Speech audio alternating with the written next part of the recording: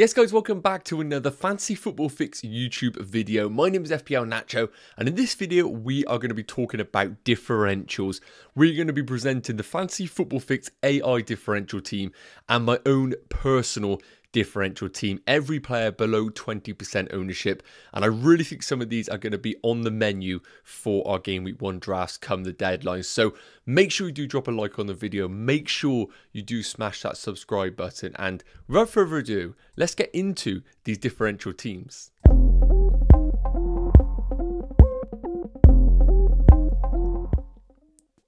Okay, so first up we have the Fantasy Football Fix AI differential team, and this here is what we would deem the optimal team for those players below 20% ownership, and I really think there are some interesting players here we need to consider. First up, between the sticks, we have Leno of Fulham.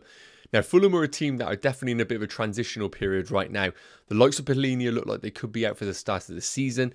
They may be selling a few players in defence, and also the departure of Mitrovic. However, the fixtures of Fulham are very, very favourable. And I do think with Leno at 9% ownership and at 4.5 million, I think he's a really nice alternative to the other popular picks like a Jordan Pickford of Everton. I think Fulham have proved over last season that they can be a resolute team keeping clean sheets. And if they do bring in the right players, they're bringing in Bassi, it sounds like, which is a very, very good centre-back for the team. We could see another good season from Fulham, and a nice option in Leno being a bit of a differential to the other options out there. The reason why I like Leno as well is because he is a very good asset for both bonus point accumulation and save points. And when we are targeting a goalkeeper, we always want those that have the high ceilings, and Leno is definitely a perfect example of that. Now, the other goalkeeper that we have on the menu is Chelsea's Kepa, one that definitely isn't getting enough conversation. I think because of his 5 million price bracket, we naturally aren't talking about him, but at 1.8% ownership, he could be definitely one for our teams. Another player that I think is very good for both bonus points and save point accumulation. And with the introduction of Colwill into this defence, hopefully a more settled side going into this year, we might actually see a bit more of a stable Chelsea defence that hopefully will rack up the clean sheet. So Kepa as a 5 million differential is looking like a really tasty option if you want to go down that route and aren't tempted by the Chelsea defenders. Now, moving into the actual defence here, I really like some of these picks. The highest owned player in this differential team is going to be Arsenal's Gabriel, who is just below the 20% ownership. But I think if you are looking at investment in the Arsenal team, I think this is the route to go from for a defensive perspective. Gabriel looks like his minutes are going to be pretty secure once again. The introduction of Timber doesn't look like it will affect his personal game time. And we know Gabriel is also a fantastic threat from set pieces, alongside being okay on the bonus points as well. So if you're looking for an Arsenal defender, at 19% ownership, I do still favour Gabriel, even though he is the most popular of the Arsenal assets. I think it is rightly so. Now, one that isn't getting a lot of love at all is going to be Man City's Diaz, who had a bit of a resurgence at the back end of last season, and a big reason why Man City was so consistently fantastic during the back end. He was an ever-present in that defence, and I think that will remain the same even with the introduction of the likes of Gvardiol eventually once he gets announced. I think Diaz is an absolute rock in that team, and I only see him playing consistent minutes throughout the start of the season, and it's 6.9% ownership.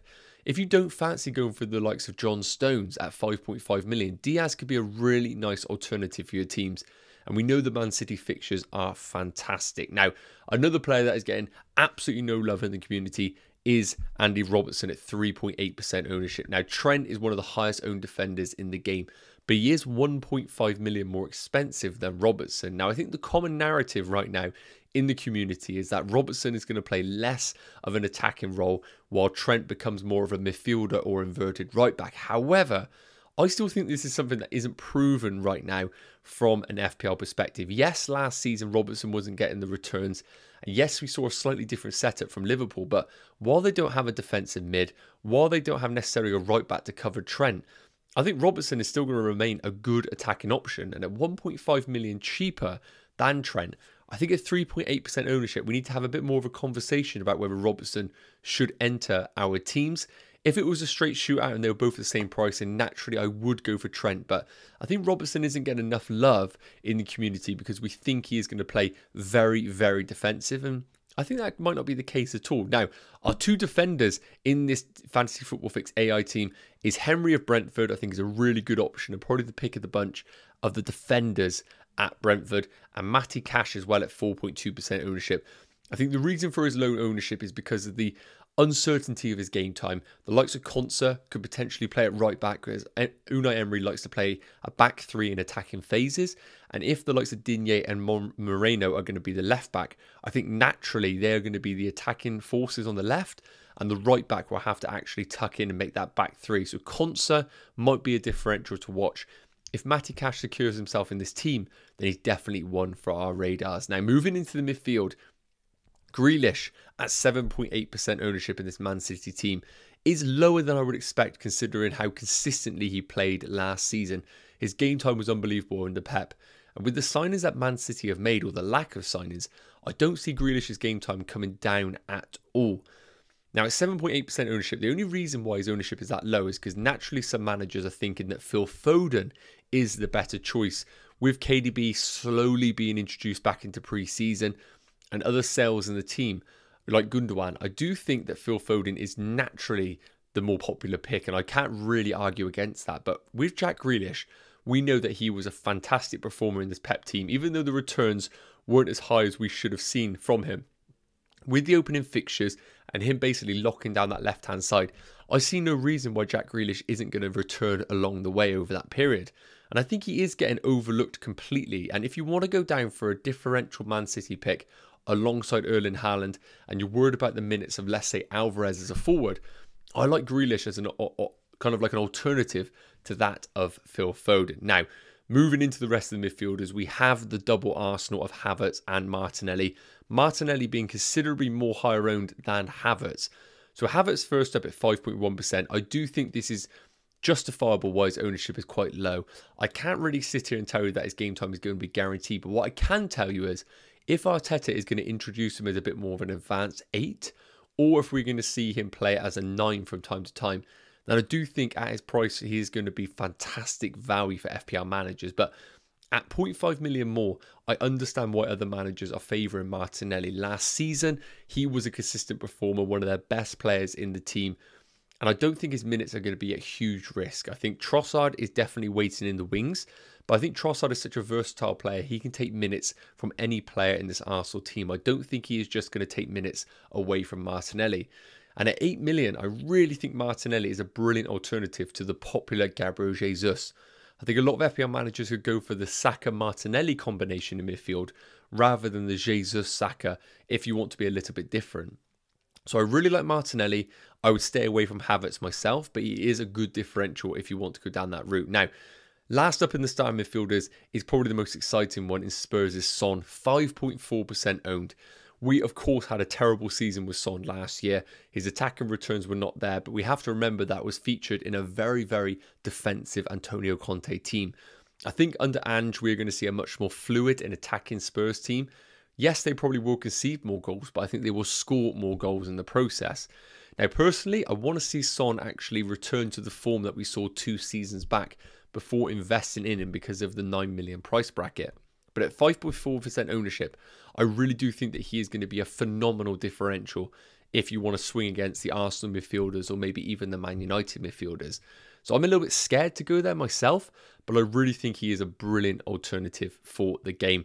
Now, the 5th midfielder is Gibbs White of Nottingham Forest. A really tricky start to the season for Nottingham Forest, but at 3.9%, and arguably their talisman now, especially if Brennan Johnson does leave the team, he is one to keep an eye on at that lower price bracket for our FPL teams. Now, moving into the front three, I am really excited about these 3 options that we have available to us, as I think all 3 or 2 of these are going to become very, very popular in the Game Week 1 drafts before the deadline. Now, let's get Harry Kane out of the way first and foremost. At 13.9% ownership, it is absolutely justified. And the main reason being is, if you were to look at Haaland's ownership in the game, it's about 84%, 85%. Well, lo and behold, Harry Kane's is basically the difference between Haaland and 100%. So a few managers are going against Haaland and picking Harry Kane as alternative. But to be honest with you, I can't sit here and tell you to go for Harry Kane over Haaland.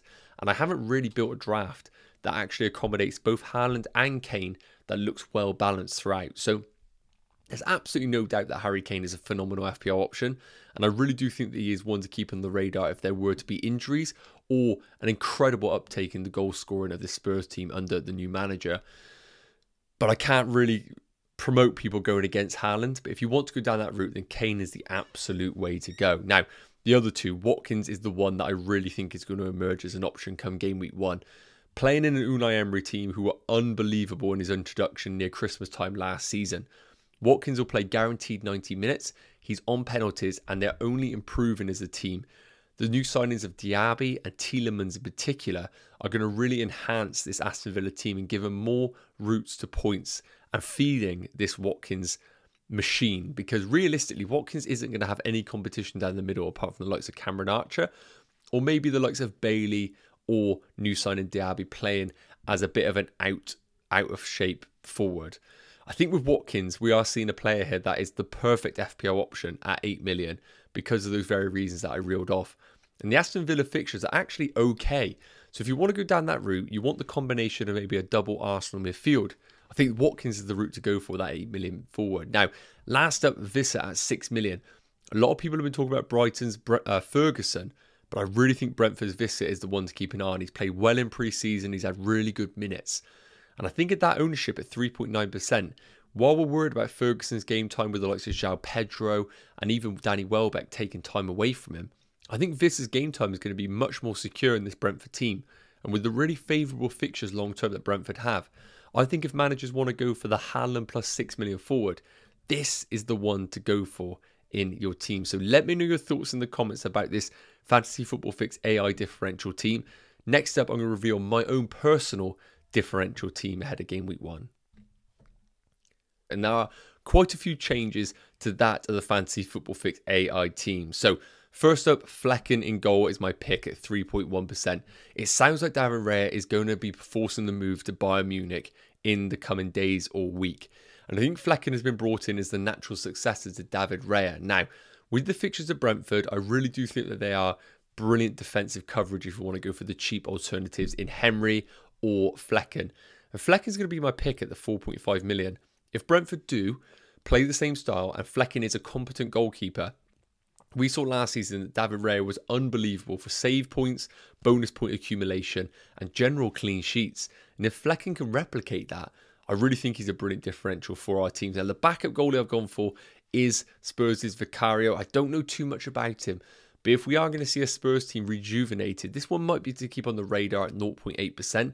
But realistically, my pick is going to be Brentford's Flekken. Now, moving into the defence, as you can see, Gabriel remains in the team. I can't really argue against that one. So there's a couple in here that I agree with that I'm absolutely locking in to this team. But the one differential I have compared to Diaz of the previous one is Akanji. Now, I think Akanji, similar to Diaz, was an ever-present in that Man City team. And if they are going to be playing the system of a back three with the two in front, and I think that will basically look like Rodri and John Stones in the two.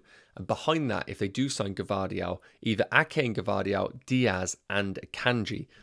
And Akanji's minutes were fantastic last year. We had doubts about whether he would be an ever-present, but he was exactly that. And I think at 3.9% ownership, again, if you want to go against John Stones, you want to go against Diaz, I think Akanji is a really nice alternative. Racks up the passes, so he's sometimes quite good on the bonus point, but all Man City players are. Realistically, you're going to get clean sheets with him. I don't know whether you'll get the bonus points or attacking threat, but I like him as a 3.9% differential. Now, the one that I absolutely love is Chelsea's Ben Chilwell at 6.8% ownership. He is now my top pick of the Chelsea defenders if you can afford the 5.5 million range.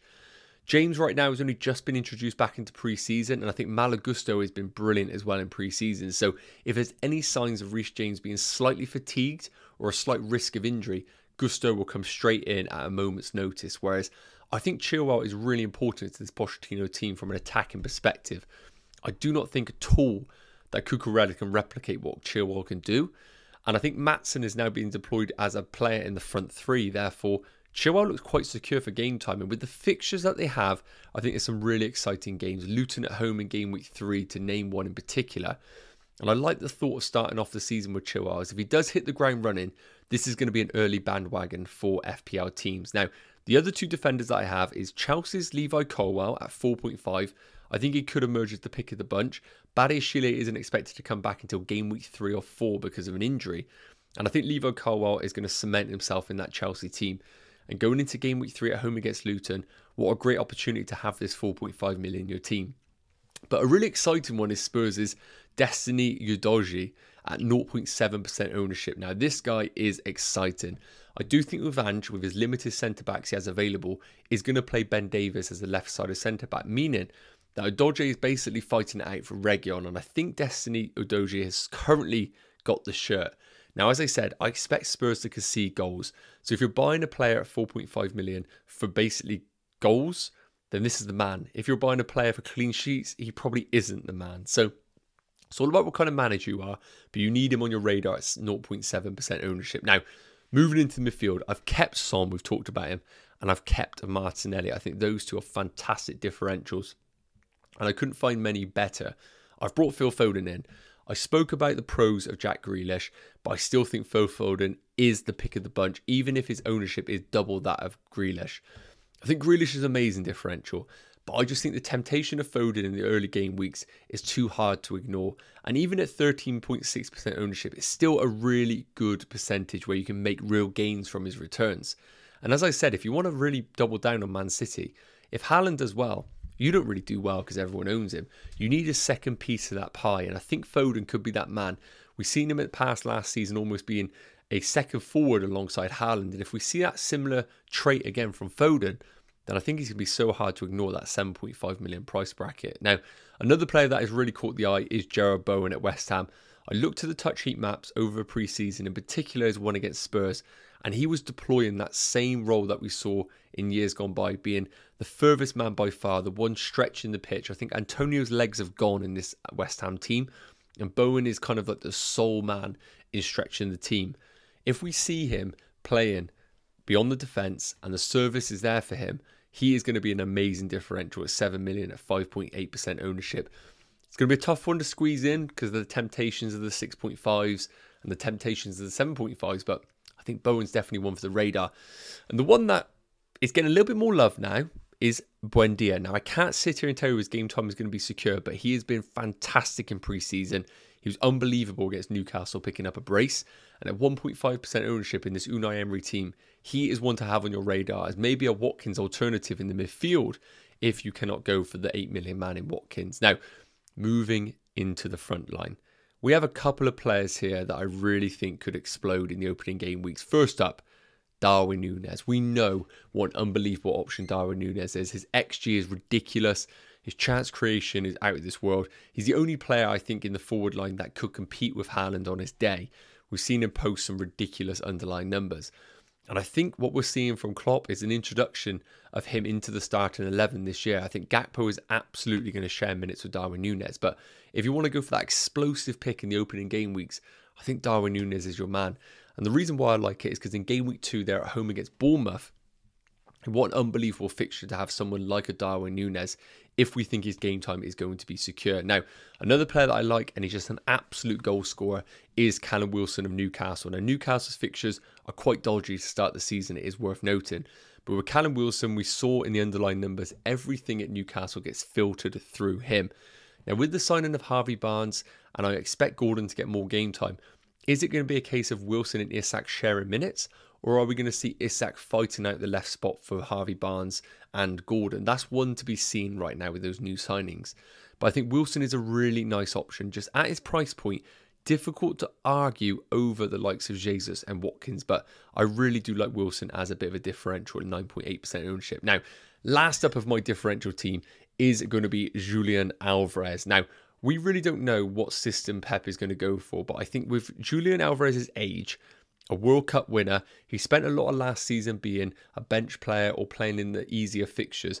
I cannot see Pep playing him as a bench player once again. I think he is too damn good, and I think he is going to find a way of getting Alvarez into this team.